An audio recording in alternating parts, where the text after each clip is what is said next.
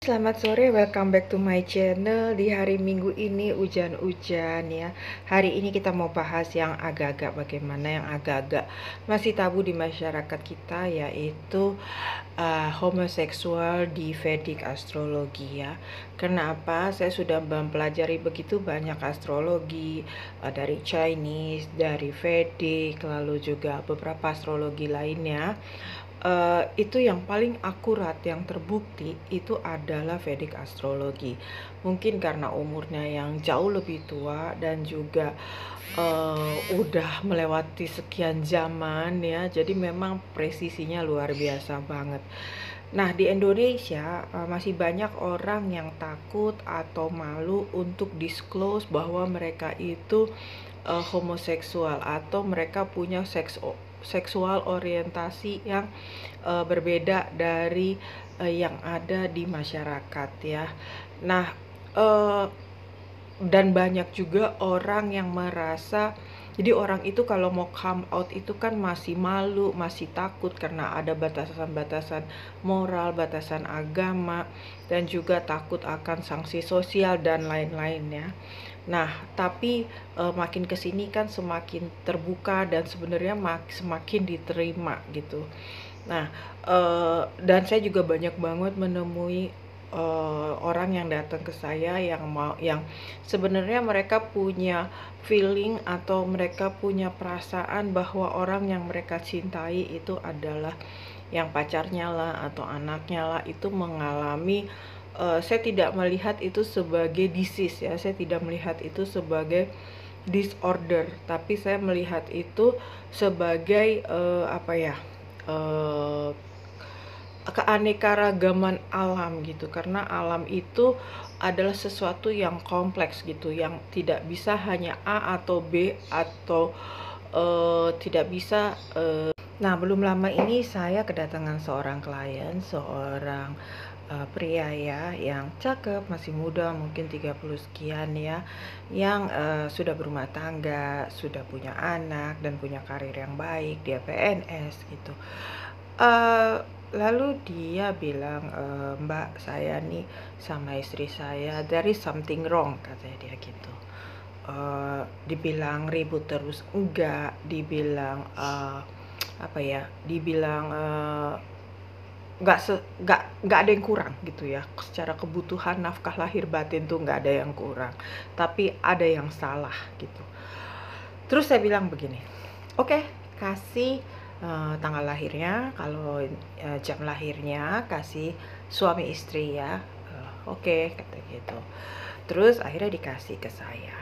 Begitu pertama kali saya lihat di situ, saya langsung, wah ini ada yang salah, ini ada yang salah. Tapi memang begini ya, astrologer itu dia ada di dunia ini bukan buat menghakimi ya. Sekali lagi, astrologer itu punya kode etik ya, yang dia diberikan Tuhan gift itu bukan menghakimi karena dia bukan Tuhan. Jadi astrologer itu diberikan gift sama Tuhan untuk mencerahkan ya, memberikan pencerahan harus bagaimana kalau ada sesuatu ya gitu. Lalu saya bingung lah ya, ini akhirnya pas udah kan saya bilang sama dia ya, seperti yang lain-lainnya juga, ya udah deh tunggu 1 jam, saya lihat bener, nanti 1 jam lagi kita ngobrol by phone. Oke, 1 jam kemudian kita ngobrol. Saya tuh selama nelpon tuh, waduh ini bagaimana lah ya mau membuka conversation, karena itu konsultasi yang by phone, karena selama covid ini kan saya semua by phone. Saya belum terima lagi yang temu muka, kecuali yang memang udah klien-klien lama gitu. Akhirnya ngobrol ngalor ngidur. Jadi ini orang di 12 house-nya itu ada Merkurius, ada Saturnus, dan ada Ketu. Lalu di third house-nya itu ada Venus ya. Lalu di first house-nya itu ada Mars ya. Lalu saya deg-degan dong ya. Akhirnya saya bilang begini sama dia, benar kata kamu, memang secara day to day, secara apa ya, real life, memang sepertinya nggak ada masalah nih, saya bilang gitu. Cuman ada satu masalah yang memang kita perlu ngobrol panjang, saya bilang gitu. Apa tuh Mbak? Kata dia gitu. "Eh, jangan aku takutin deh, saya deg-degan," katanya saya gitu. Oke, sekarang gini deh ya. Kalau orang datang ke saya itu harus datang dengan keterbukaan, saya bilang gitu. Saya orangnya sangat bisa menjaga privasi dan menjaga rahasia apapun kondisi klien saya. Lalu saya bilang begini, di sepertinya kamu tuh ada masalah di backdoor, ya, saya bilang gitu. Apa tuh Mbak backdoor gitu ya? Ada satu masalah, jadi kalau di Vedic itu ada 12 house ya. Nah, yang ke-12-nya itu namanya backdoor ya. Dan di situ tuh di backdoor itu ada juga, selain bicara tentang backdoor itu adalah rahasia yang belum come out gitu ya. Dan selain itu juga berarti bisa meaning sesuatu yang kita spending ya, buangan kita gitu, jeroan kita. Dan itu juga bisa meaning sex life kita ya, sex life kita. Dan itu juga bisa meaning uh, deep hidden secret, deep secret yang kita nggak kepengen banget orang tahu, kita bener-bener simpen. Terus dia langsung gini, "Maksudnya apa Mbak?" Kata dia gitu. Terus saya bilang gini, "Sepertinya kamu ada satu preferensi seksual yang memang, maaf nih ya," saya bilang, "kayaknya beda sama orang lain," saya bilang gitu. Terus dia diam lama gitu ya. Memang perlu kamu percaya sama saya percaya sama kamu untuk pembicaraan ini bisa lanjut," saya bilang gitu. "Oh gitu ya Mbak," dia bilang gitu. "Iya, I'm sorry to say, sepertinya kamu itu dalam posisi di mana kamu tidak selera lagi dengan sesuatu yang sifatnya opposite ya, opposite sex, opposite taste gitu ya." Terus saya bilang, "Lalu juga kamu sepertinya eh, itu menjadi hambatan kamu untuk melangkah selanjutnya ya, karena dengan profesi kamu, kamu nggak mungkin came out ya, nggak mungkin declare gitu. Dan dengan profesi, dengan kehidupan keluarga kamu juga kamu nggak mungkin declare gitu, karena bapaknya punya pesantren juga."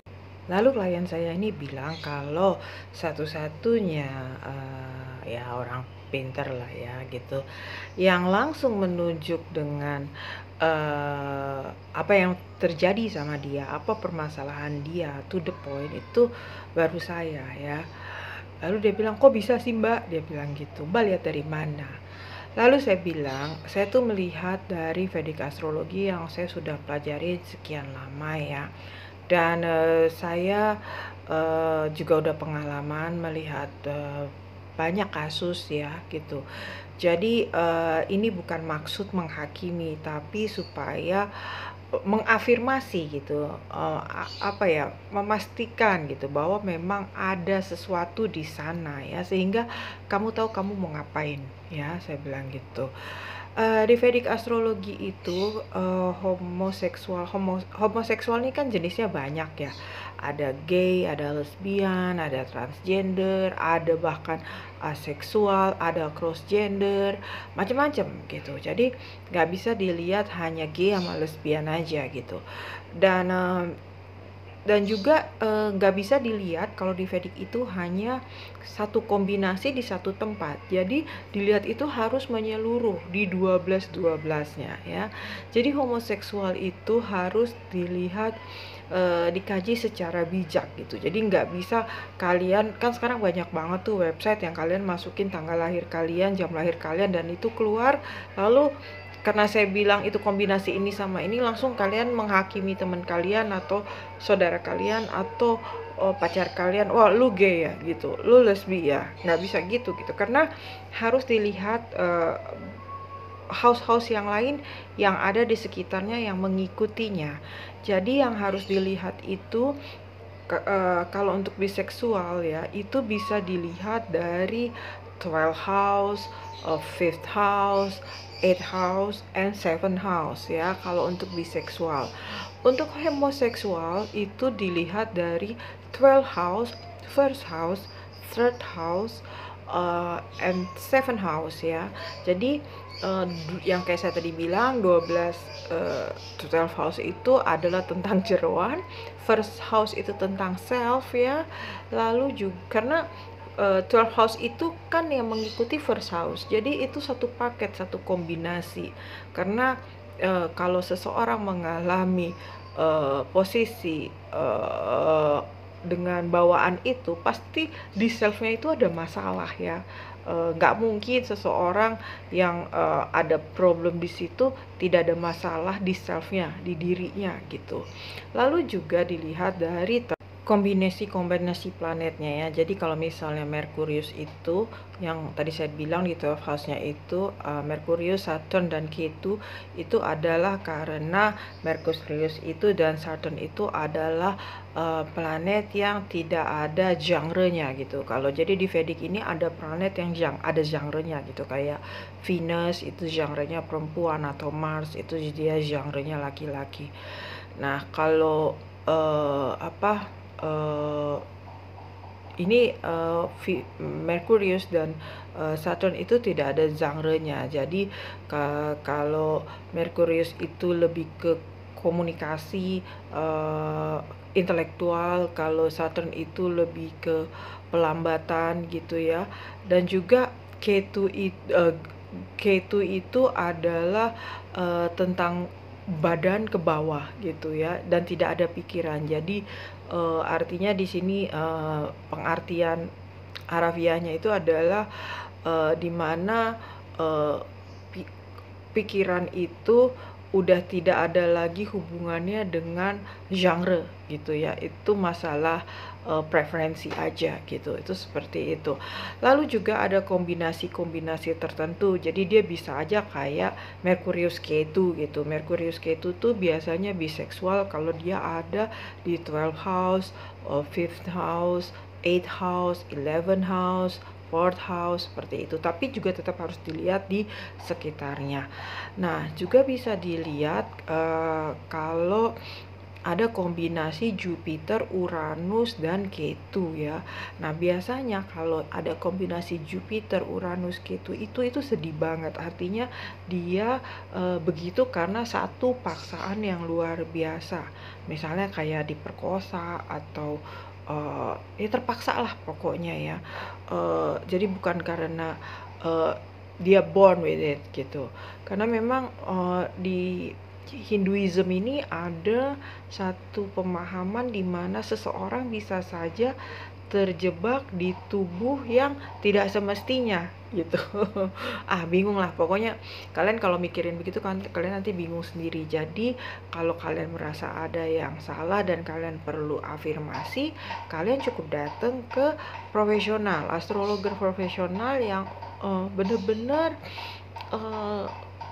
punya kode etik untuk tidak menghakimi kalian, tapi justru membantu kalian, memberi pencerahan supaya kalian tahu habis ini apa yang harus kalian lakukan untuk kehidupan selanjutnya ya. Nah, jadi juga ada perlu diketahui banyak kombinasi. Lalu juga bisa dilihat kombinasi dari naksyatranya ya. Kombinasi yang ada di dalam naksyatra tertentu. Biasanya yang sering ditemukan homoseksual itu adalah orang yang naksyatra itu Uttara Palguni, tapi bukan berarti semua orang yang bernaksyatra Uttara Palguni itu homoseksual, bukan. Jadi kalian jangan menjudge ya, karena itu parameternya banyak sekali. Dan orang yang bernaksyatra Shatisbisya, mudah-mudahan spellingnya benar ya, karena Leonardo da Vinci, Gianni Versace, Michelangelo, lalu juga Prince, itu naksatranya Sagittarius itu ya. Dan biasanya di nakshatra itu ada airy planet ya. Airy planet itu adalah biasanya Ra atau Ketu, but mostly itu biasanya Ketu ya gitu. Di fifth house dan third house-nya, dan kadang juga ada di 11 house-nya ya. Jadi itu kombinasi yang harus benar-benar diperiksa benar gitu. Jadi kenapa itu biasanya ada di 12 house, kenapa relasinya ke first house kayak yang saya tadi jelaskan, kenapa relasinya ke third house. Third house itu tentang bagaimana cara kita berkomunikasi. Jadi kalau misalnya udah 12 house-nya confirm, first house-nya confirm, third house-nya itu tambah pula di situ ada Venus, tambah ngondek lah biasanya gitu ya. Lalu juga misalnya ada Mars di atau ada planet-planet yang malefic ya di 7th house-nya dan di 8th house-nya. Nah, itu tambah jadi deh, tambah confirm. Nah, tapi sekali lagi kalian jangan pernah coba-coba untuk menghakimi tanpa kalian datang ke orang-orang yang benar-benar ahlinya dan benar-benar bijak supaya kalian benar-benar dapat pencerahan. Oke, sampai di sini. Kalau kalian ada masalah dengan homoseksualitas seperti yang saya tadi bilang, kalian boleh menghubungi saya di DM Instagram saya Pigita 2019. Nanti kita bisa ngobrol, kita bisa cek-cek bersama, dan kita bisa bahas sebenarnya what's going on dan apa yang bisa kita perbuat untuk hidup selanjutnya, karena hidup kan memang harus terus berlanjut apapun kondisi dan keadaannya. Oke, sampai di sini. See you. I love you. Have a nice Sunday. Bye.